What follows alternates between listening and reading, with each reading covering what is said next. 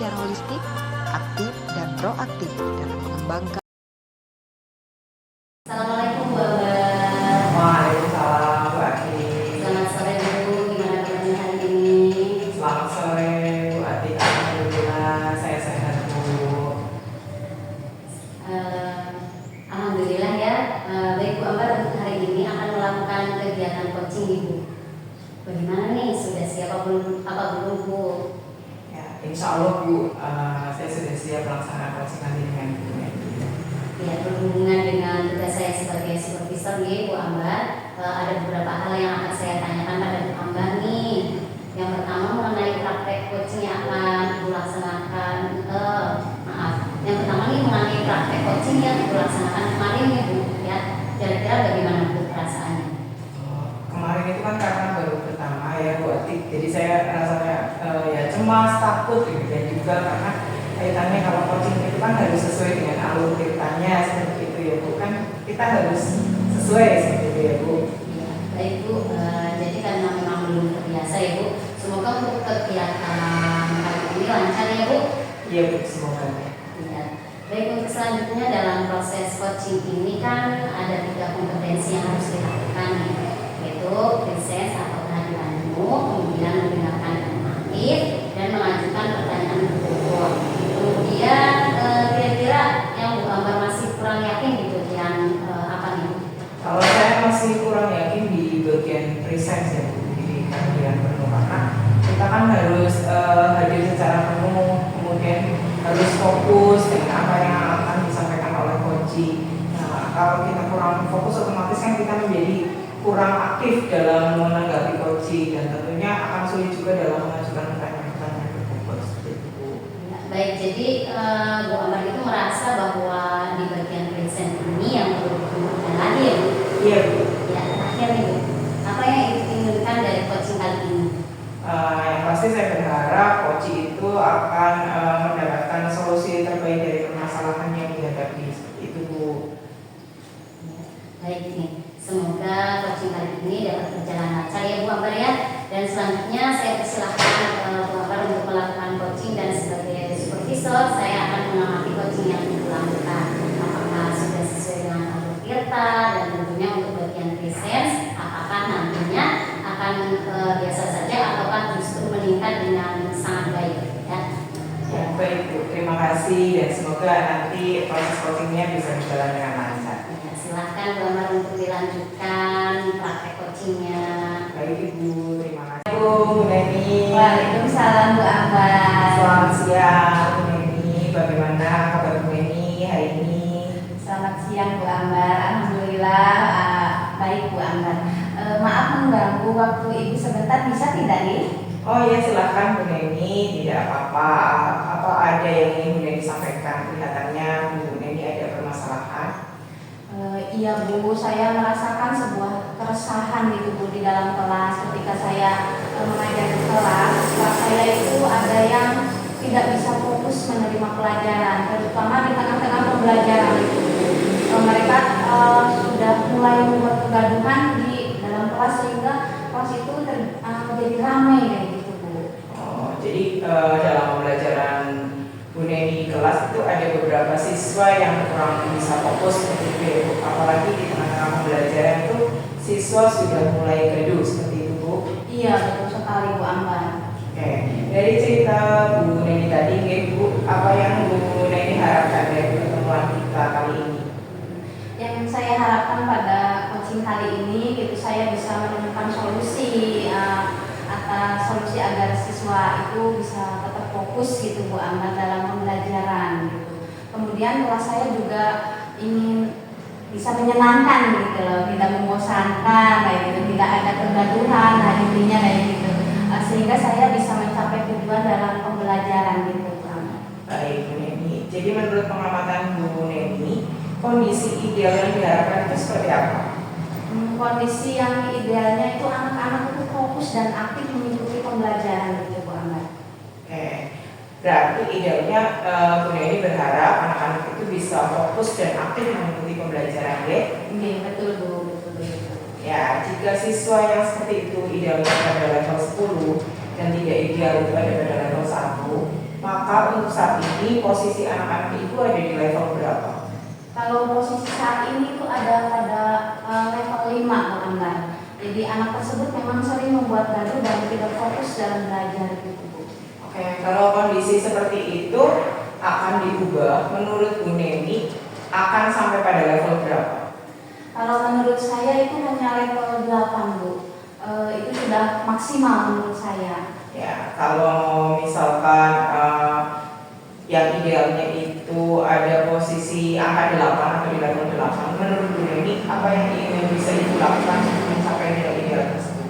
Menurut saya gitu, mungkin saya perlu mengadakan speaking pada saat pembelajaran untuk mengembalikan fokus mereka agar kembali perhatikan saya gitu. Dan saya juga perlu membuat media pembelajaran yang menarik gitu, mungkin dengan PowerPoint yang dilengkapi dengan gambar-gambar yang menarik ataupun video pembelajaran biar saya sisipkan. Ya. Kalau itu saya sangat setuju sekali dengan Bu Neni. Kalau tadi Bu Neni itu mengatakan bahwa menurut pandangan Bu Neni anak-anak itu kan merasa bosan. Nah, kira-kira apa yang membuat Bu Neni itu kok bisa berpikiran bahwa pembelajaran Bu Neni itu membosankan pada siswa? Karena saya melihat gitu ya Bu Ambar, ketika sudah beberapa menit pembelajaran saya gitu, siswa itu gaduh gitu, dan itu sangat mengganggu dan membuyarkan konsentrasi siswa yang lain tentunya, dan membuyarkan konsentrasi saya juga ketika mengajar gitu Bu. Oh, gitu. Ya, memang ketika ada beberapa siswa saja yang membutuhkan dua kelas itu, maka konsentrasi pembelajaran di dalam kelas juga akan terganggu ya Bu. Iya betul Bu, apalagi jika siswa yang tadinya fokus pada pembelajaran juga malah ikut meniru kegaduhan itu gitu, sehingga kelas itu tambah ramai dan sulit dikendalikan gitu Bu Angga. Ya, kalau hal tersebut terjadi ya Bu, saya ingin tahu nih bagaimana proses pembelajaran yang selama ini belum pernah dilakukan. Saya akan belajar tentang beberapa speaking gitu yang dapat mengendalikan fokus siswa kepada saya atau kepada materi pembelajaran, ataupun saya akan belajar membuat media pembelajaran yang lebih menarik gitu, entah itu media pembelajaran PowerPoint yang dilengkapi dengan gambar-gambar ataupun video alat peraga atau media pembelajaran yang lain. Dan mungkin sesekali saya akan mengajak siswa untuk belajar di luar kelas itu Bu Angga. Baik, itu sangat bagus Bu. Kira-kira hal tersebut dijalankan mulai kapan Bu? Secepatnya Bu, minggu depan ketika saya jadwal mengajar di kelas 3 itu Bu, karena saya tidak ingin berlarut-larut lah dalam pembelajaran saya seperti ini gitu. Minggu depan akan saya coba lakukan. Oh iya Bu, minggu depan itu akan Bu Neni lakukan nih. Terus kemudian adakah keterlibatan orang di sekitar Ibu selain Bu Neni dan peserta Ibu Neni? Ya saya akan mencoba meminta bantuan kepada teman-teman yang ahli gitu dalam membuat media pembelajaran, atau saya juga bisa mungkinnya mendiskusikan dengan teman sejawat gitu yang saya mengenai S-Breaking gitu, jadinya S-Breaking yang bisa digunakan. Oh ya, itu sangat bagus sekali dan saya juga sangat setuju sekali. Jadi kita juga bisa berkolaborasi dengan rekan guru untuk meminta bantuan mengajari apa yang belum bisa kita bisa bagus sekali untuk rencananya ya. Mudah-mudahan berhasil. Nah, apa sih komitmen Bu Neni terhadap rencana tersebut? Komitmen saya itu saya akan belajar gitu, membuat media pembelajaran yang menyenangkan tadi.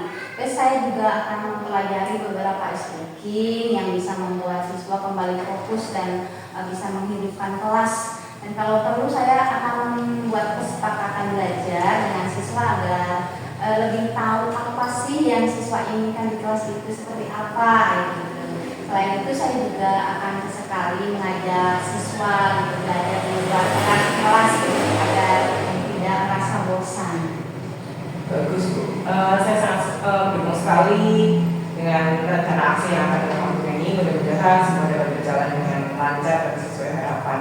Nah, lalu dukungan apa dan siapa saja sih yang Bu Neni butuhkan untuk melakukan komitmen tersebut? Dukungan yang saya butuhkan itu saya membutuhkan beberapa referensi, entah itu dari buku ataupun dari teman sejawat, dari hasil diskusi ataupun melalui dari link YouTube.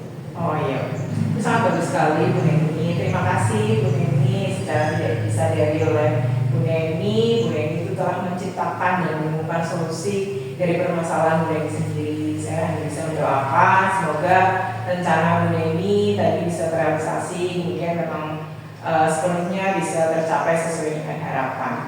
Ya, terima kasih Bu Ambar. Sama-sama Bu Neni. Bu Ambar, luar biasa sekali kita beri close untuk kegiatan praktek coaching hari ini ya Bu. Bu Ambar dan Bu Neni sudah melakukan praktek coaching dengan baik, terlihat alur tirta pada percakapannya yaitu tujuan, identifikasi, kemudian rencana aksi dan juga tanggung jawabnya. Kemudian ada yang ingin saya sampaikan dari praktek coaching yang sudah Ibu lakukan khususnya kepada Ibu Ambar nih selaku coach. Menurut Ibu, apakah indikator keberhasilan dari diskusi tadi? Baik Bu, indikator keberhasilan dari diskusi ini yaitu bagaimana coach dapat menemukan rencana atau solusi untuk mengatasi permasalahan yang dihadapi dan kemudian dapat melakukan rencana aksi yang sudah dibuatnya. Seperti itu Bu Ati. Iya, baik. Jadi untuk rencana aksi dan solusi nanti akan Bu Neni lakukan sendiri pada pembelajaran selanjutnya ya Bu.